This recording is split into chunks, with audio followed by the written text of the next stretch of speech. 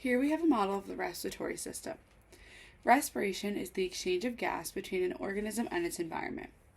Gas exchange occurs within these small air sacs, the alveoli. Getting air into the lungs is an active muscular process. Air pressure is the force exerted on a surface by air. Pressure itself is force exerted on area, so by decreasing area, you can increase pressure. Boyle's law states that given gas at a constant temperature, if you increase the volume of the chamber that the gas is in, the pressure will decrease, and if you decrease the volume of a chamber, the pressure will increase. Air will always flow to equalize pressure, for example, in the lungs. Gas exchange occurs in the lungs and is protected by the rib cage. There are 12 pairs of ribs, 7 true ribs, 3 false ribs, and 2 floating ribs. True ribs attach directly to the sternum, false ribs indirectly attach to the sternum, and the floating ribs have no attachment to the sternum. The lungs are made up of a spongy elastic tissue that obtain communication to the external environment through its superior passageways, such as the trachea, the larynx, the bronchial tubes, and the nasal and the oral cavities. The nasal and the oral cavities provide protection from respiratory contamination. The nostril hairs and the mucous membrane of the upper respiratory system are 2 filtration mechanisms in the body. The pharynx is a muscular funnel approximately 5 inches in length from the choane to the larynx. The pharynx is 3 different regions with different functions ranging from airflow to swallowing. The larynx, also known as the voice box, is a cartilaginous chamber approximately 4 centimeters long, with its primary function being to prevent food and drink from entering the airway. The trachea is a flexible tube, approximately 11 centimeters in length, that consists of cartilaginous rings that are open posteriorly. The cartilaginous rings are connected by a continuous mucous membrane, which allows for continuity and flexibility. The rings being open posteriorly allow for flexibility of the diameter. It can increase or decrease.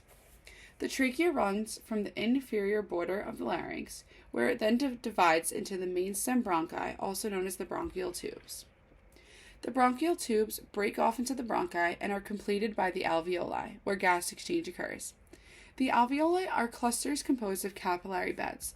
The alveoli are extremely small, but there are approximately 300 million of them in mature lungs. The bronchial tubes break off and feed into the right lung and the left lung. The right lung has 3 lobes, and the left lung has 2. The missing space is filled by the heart. Inferiorly is the diaphragm. The diaphragm contracts to enlarge the vertical dimension and to elevate the rib cage. The bottom of the thoracic cavity is completely sealed by the diaphragm. It separates the abdomen and the thorax. The diaphragm is the primary muscle of respiration. And there are 2 kinds of inspiration, quiet and forced. Quiet inspiration involves little to no muscular involvement, just the diaphragm. Forced inspiration involves both the diaphragm and the accessory muscles of inspiration. Movement of the rib cage involves muscular involvement. The muscles of expiration are not always active, though. Most depend on other forces to help remove air from the respiratory system.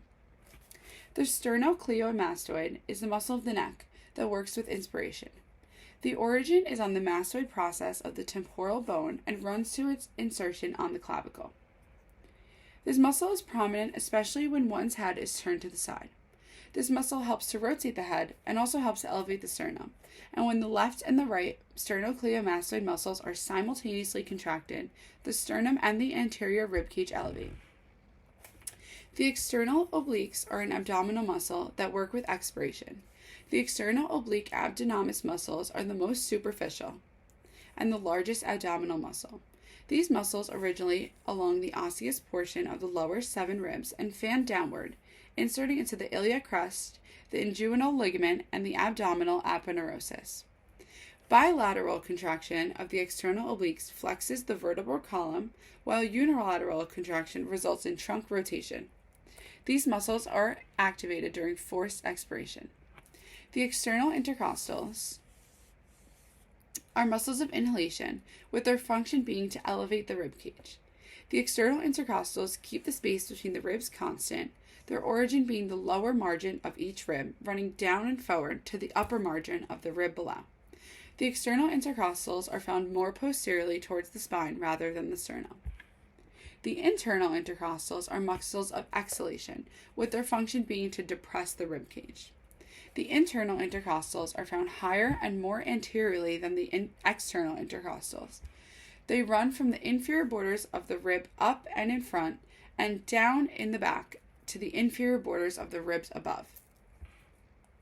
The phrenic nerves control the diaphragm. They send signals that cause the diaphragm to contract, which is an essential part of breathing. The phrenic nerve runs from the upper spine and descends into the diaphragm. The thoracic nerve runs down the arms and hands, carrying signals and movement from the spinal cord. With the origin being the spine, the thoracic nerve helps one cough or expel foreign matter from the airway. The vagus nerve helps to regulate respiration and provides sensory feedback from the lungs to the brain. The vagus nerve originates from the left and the right side of the medulla oblongata portion of the brainstem, traveling into the thorax and around the bronchus and esophagus. There are many impairments that can affect the respiratory system. Two that I wanted to mention today were the inducible laryngeal obstruction, which is the inappropriate closure of the larynx during breathing. Inducible laryngeal obstruction can look and feel like asthma, and ILO attacks come on sudden and often in response to a trigger with symptoms of respiratory distress. Therapy aims to help control the ILO by specialized breathing exercises and techniques. Tracheal stenosis is another impairment that can occur in the respiratory system. It's the narrowing of the trachea, and it prevents air from entering the lungs, resulting in the patient depending on a tracheotomy tube to breathe. The narrowing is caused by inflammation or scar tissue in the trachea. Tracheal stenosis is life-threatening in infants, but for children and adults, it will just affect the quality of their life. Symptoms include wheezing, persistent cough, apnea, and infants might have difficulty breastfeeding or bottle feeding. Children may choke or have difficulty breathing while they eat.